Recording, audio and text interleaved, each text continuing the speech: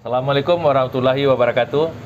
Hari ini saya mengunjungi nasabah kami yaitu Bapak Iwan mewakili Pengadilan Negeri Kota Bukit Tinggi yang merupakan pembeli dari produk kami yaitu generator.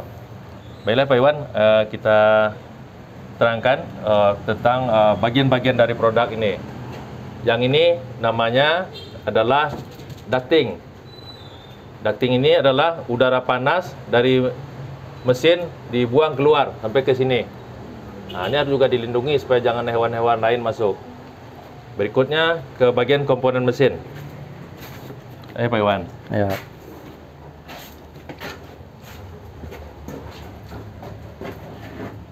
Mesin ini memakai catu daya aki dengan 12 volt.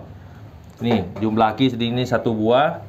Ini kalau ampernya di sini tertulis di 100 ampere, 12 volt, akinya 1.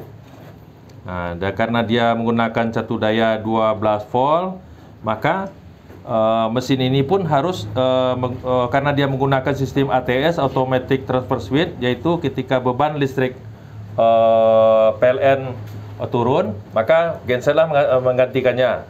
Nah, ini chargernya. Ini chargernya. Ini jadi baterai tadi yang standby. Ini sekarang kan ibarat mobil nih, kunci kontaknya on terus nih. Kalau tidak ada pengisian tentu dia drop. Makanya kita menggunakan ini yaitu baterai charger. Di sini pilihan baterai chargernya ada 12 volt, ada 24. Karena mesin kita menggunakan catu daya 12, maka pilihannya switch di 12. Di sini tertulis angka 13,1. Nah, artinya yang mengisi harus lebih besar pada yang diisi. Karena catu dayanya listrik itu adalah 12 volt, maka pengisiannya kita setting di 13,1. Ini adalah baterai charger, maka yang di bawah ini adalah namanya circuit breaker. Jadi apabila terjadi sesuatu yang tidak normal, misalnya ada kebakaran atau apa-apa, maka sirkuit ini akan trip, jatuh dia. Itu menghindari kebakaran. Ini adalah relay untuk fungsi menaikkan tegangan. Baiklah, ini kita tutup untuk yang jenis baterai charger. Ini kita bikin panel terpisahnya. Ini kuncinya, tapi nggak usah di ruangan. Selanjutnya, ini bagian-bagian dari mesin.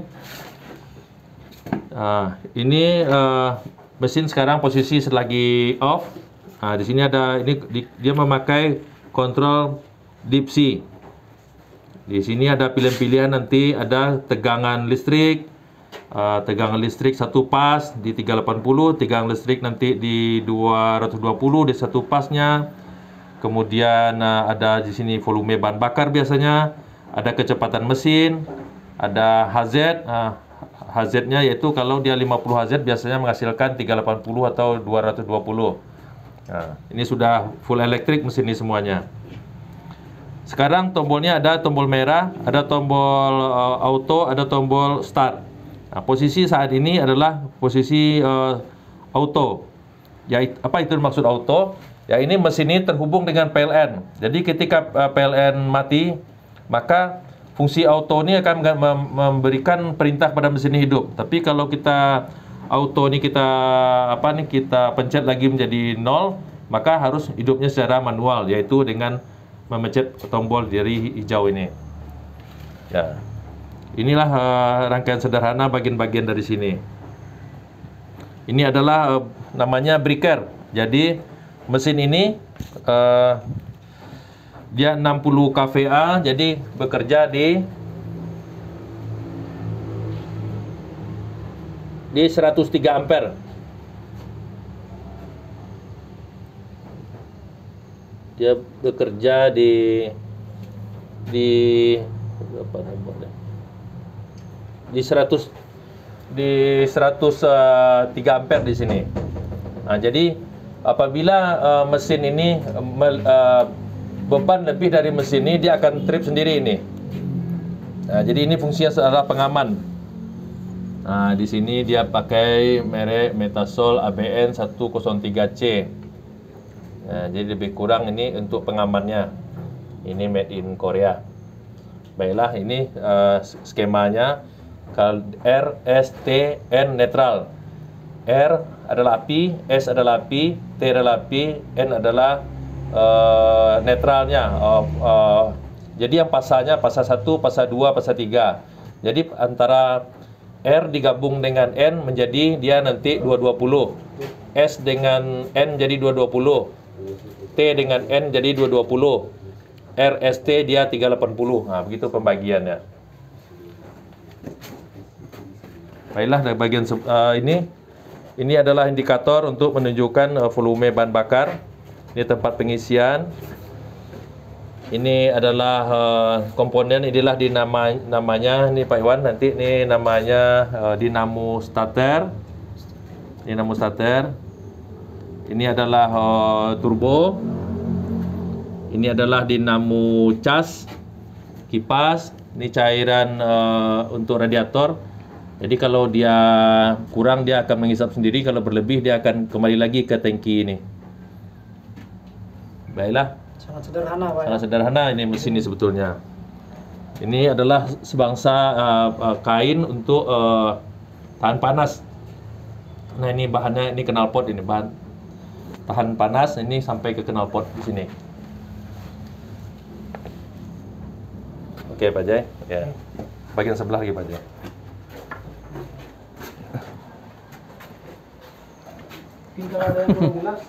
Ya.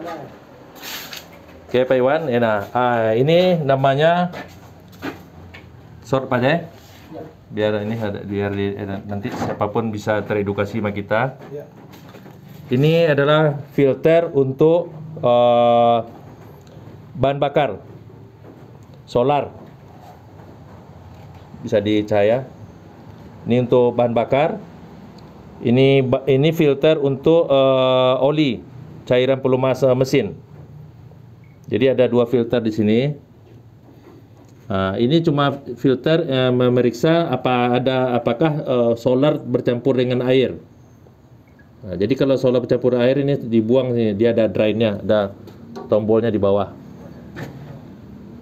Nah, ya. Bisa dibuka aja ya. Saya buka. Kalau ganti oli sangat gampang di sini. Di sini udah buka, ada kerannya, dilepas dari stop ke open, maka cairan oli kotor itu akan mengalir, nanti kita tampung. Bagian ini Pak Jai, kelihatan nih Pak Jai? Kelihatan. Ini adalah filter udara. Nah, jadi kalau selagi ruangan ini bersih, bisa sekali 3 tahun kita ganti filter udara nih. Tapi kalau ruangan udara ini kotor, maka akan cepat kotor ini. Tahu bersih atau kotornya dari mana? Biasanya di mesin, kalau dari suara mesin ada gangguan suara. Tapi kalau fisiknya nanti kita buka ini. Oke, kita buka.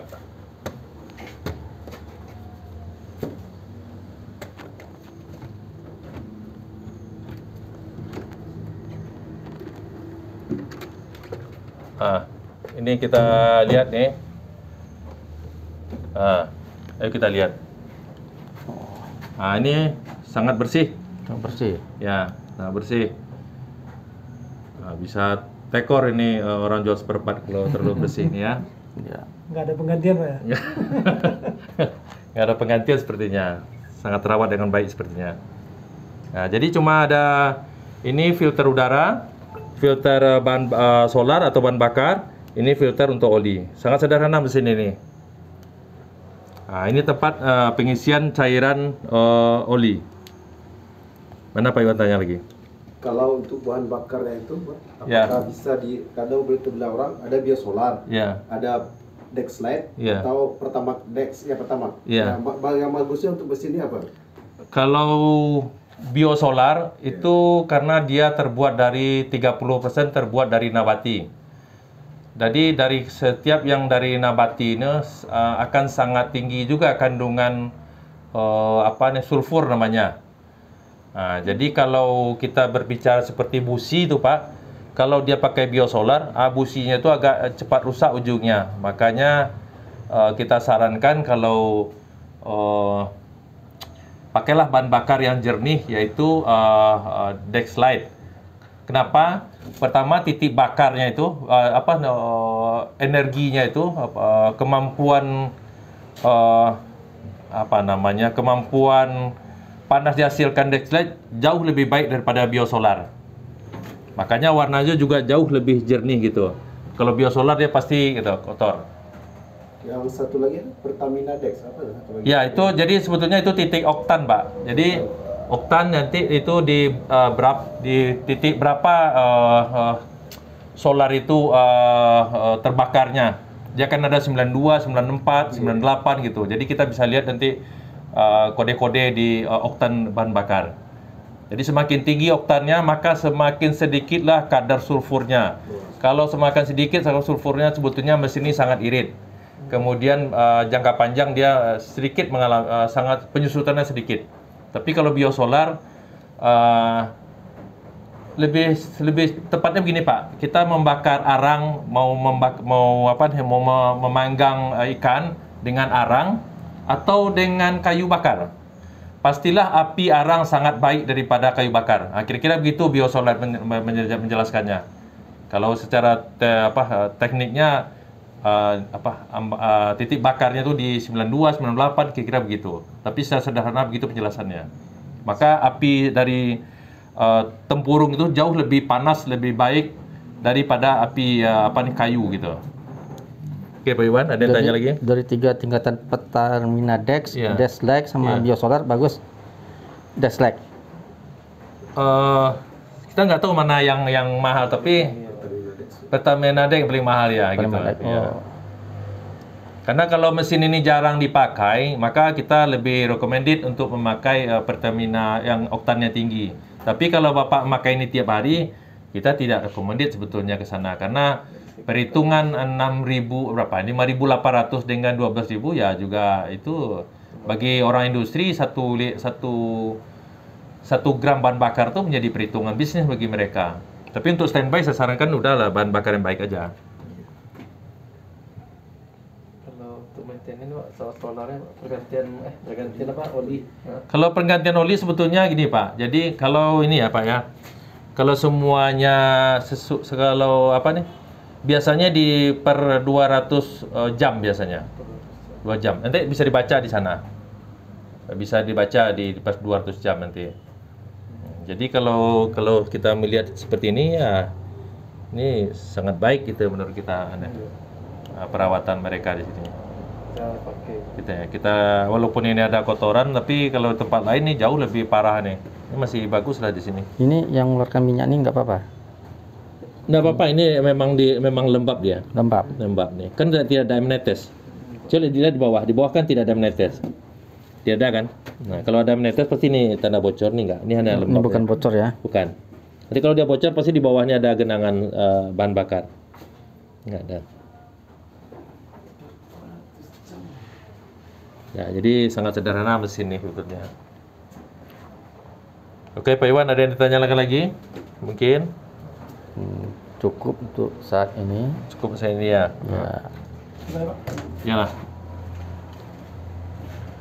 Baiklah pemirsa, kita baru saja mengedukasi kepada Bapak Iwan tentang masing-masing nama bagian dari mesin ini, fungsi-fungsinya, perawatan. Ya, demikian. Jika customer ingin memesan genset, jangan lupa ke Patrako 0811 66 5120. Ya, terima kasih. Wassalam.